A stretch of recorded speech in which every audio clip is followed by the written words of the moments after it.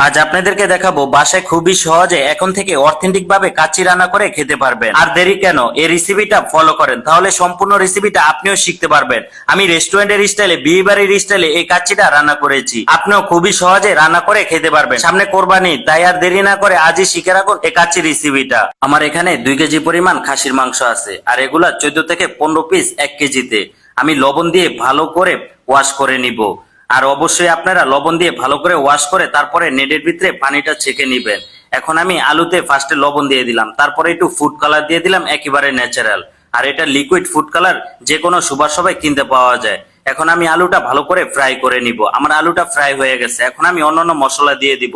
ফার্স্টে একটা কড়াইয়ের ভিতরে 3 টেবিল চামচের মতো আদা রসুন পেস্ট দিয়ে দিলাম। এখন দিয়ে দিব টক দই।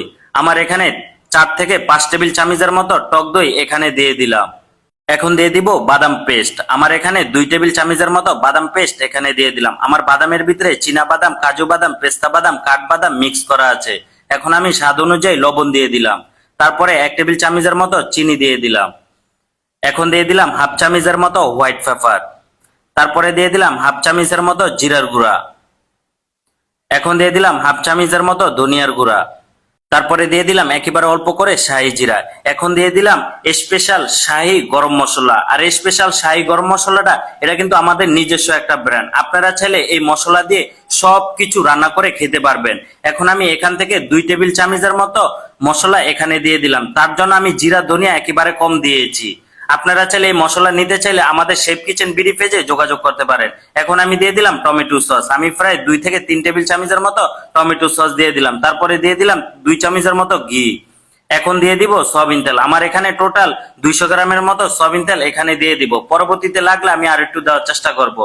এখন দিয়ে দিব মরিচের গুঁড়া। মরিচের গুঁড়াটা আপনারা স্পাইসি অনুযায়ী আপনারা দিয়ে দিবেন। আমার এখানে 1.5 টেবিল চামচের মতো দিয়ে দিলাম। তারপরে দিয়ে দিব আস্তা মশলা। আমার এখানে ফার্স্টে দারচিনি দিয়ে দিলাম, তারপরে অল্প একটু লং দিয়ে দিলাম, তারপরে দিয়ে দিলাম এলাচ। এখন দিয়ে দিব তেজপাতা, তারপরে দিয়ে দিলাম বড় এলাচ। আর এই মশলাগুলো একেবারে অল্প অল্প করে দেওয়ার চেষ্টা করবেন। আমি কিন্তু যে শাহি গরম মশলাটা ব্যবহার করেছি, এই মশলাটার ভিতরে অনেক কিছু দেওয়া আছে, প্রায় 22টা আইটেমের উপরে দেওয়া আছে। এখন আমি পেঁয়াজ বেরেস্তা দিয়ে দিলাম। আমি কিন্তু মশলাটা ভালো করে মিক্স করে নিয়েছি। এখন আমি খাসির মাংসটা এখানে দিয়ে দিলাম। আমি খাসির মাংসটা ধুয়ে পানিটা কিন্তু ভালো করে ঝরিয়ে নিয়েছি। এখন আমি মশলা দিয়ে ভালো করে মিক্স করে নিব। তারপরে অল্প একটু কেওড়া জল দিয়ে দিলাম, যাতে সুন্দর একটা ফ্লেভার চলে আসে। এখন দিয়ে দিলাম যে পেঁপের যে বাকলাটা থাকে, এই বাকলাটা আপনারা ব্লেন্ডার করে নেবেন, তাহলে মাংসটা একেবারে নরম হয়ে যাবে। এখন আমি আর একটু সয়াবিন তেল দিয়ে দিলাম। আমার এখানে প্রায় 2 চামচের মতো পেঁপের বাকলা দিয়ে দিলাম। দেওয়ার পরে মাংসটা ভালো করে মিক্স করে নিয়েছি কিন্তু। এখন আমি উপরে দিয়ে আলু দিয়ে দিলাম, তারপরে কিশমিশ দিয়ে দিলাম। এখন দিয়ে দিলাম কাঁচামরিচ। এখন একটা প্লেটের ভিতরে অল্প কিছু পেঁয়াজ বেরেস্তা নিয়ে নিলাম, তারপরে নিয়ে নিলাম এখানে গুঁড়া দুধ। আর এই মিশ্রণটা অবশ্যই আপনারা তৈরি করে নেবেন। এখন দিয়ে দিলাম কিশমিশ, তারপরে দিয়ে দিব আলু বাকরা। তারপরে খুবই ভালো করে মিক্স করে নিব। অবশ্যই কাচ্চিতে এই আইটেমটা দিতে হবে। এটার সাথে কিন্তু মাওয়া যায়, আমার এখানে মাওয়া নাই তাই আমি দিতে পারি নাই। এখন আমি ওই মিশ্রণটা উপরে দিয়ে দিলাম। দেখেন আমি কিন্তু আলু দেওয়ার পরে এই মিশ্রণটা দিয়েছি। এখন একটা কড়াইয়ের ভিতরে প্রায় 3 থেকে 4 টেবিল চামচের মতো গুঁড়া দুধ নিয়ে নিলাম। তারপরে এখানে স্বাদ অনুযায়ী লবণ দিয়ে দিলাম। এখন দিয়ে দিলাম ঘি। আপনারা চাইলে এখানে অল্প একটু কেওড়া জলও দিতে পারেন। আমার এখানে প্রায় 1.5 লিটারের মতো পানির ভিতরে আমি গুঁড়া দুধটা দিয়েছি। এখন আমি উপরে দিয়ে ভালো করে দিয়ে দিব। দেখেন আলুর উপরে কিন্তু আমি দুধটা ভালো করে দিয়ে দিলাম, যাতে করে আমার মাংসটা সিদ্ধ হয়ে যায়, এই জন্য এটা দেওয়া। এখন আমি রাইসটা বয়েল দিয়ে দিব। ফার্স্টে এখানে শাহি জিরা দিয়ে দিলাম, তেজপাতা দিয়ে দিলাম, দারচিনি দিয়ে দিলাম, এলাচ দিয়ে দিলাম, বড় এলাচ দিয়ে দিলাম। আর এই মশলাগুলো একেবারে অল্প অল্প করে দেওয়ার চেষ্টা করবেন। আস্তা মশলা, যাতে সবকিছুর ভিতরে মশলা আছে, আপনারা ওই মশলাটা কম কম দেওয়ার চেষ্টা করবেন। তারপরে দিয়ে দিলাম স্বাদ অনুযায়ী লবণ। এখন দিয়ে দিব বাসমতি চাল। আমার চালটা প্রায় 1.5 থেকে 2 ঘন্টার মতো ভিজিয়ে রেখেছিলাম। আপনারাও চালটা ধোয়ার পরে ভালো করে ভিজিয়ে রাখবেন। আর চালটা অবশ্যই 60 থেকে 70% সিদ্ধ করে নেবেন। আমি কিন্তু এই চালের ভিতরে অল্প একটু কেওড়া জল দিয়েছিলাম।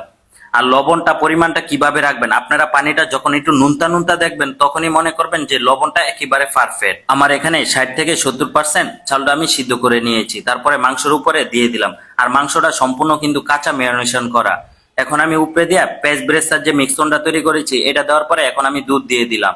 আর অবশ্যই আপনারা দুধটা দিবেন। তারপরে দিয়ে দিলাম ঘিটা অবশ্যই আপনারা একটু ভাড়ায় দেওয়ার চেষ্টা করবেন কাচ্চিতে। তারপরে দিয়ে দিলাম ফুড কালার। এখন দিয়ে দিলাম অল্প একটু পেঁয়াজ বেরেস্তা।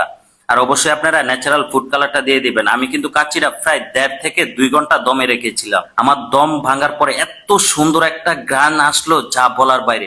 ভাই বিশ্বাস করেন, এভাবে একবার কাচ্চি রান্না করে খেয়ে দেখেন, খুবই খুবই মজা। ভিডিওটা ভালো লাগলে অবশ্যই একটু লাইক কমেন্ট শেয়ার করে দিবেন।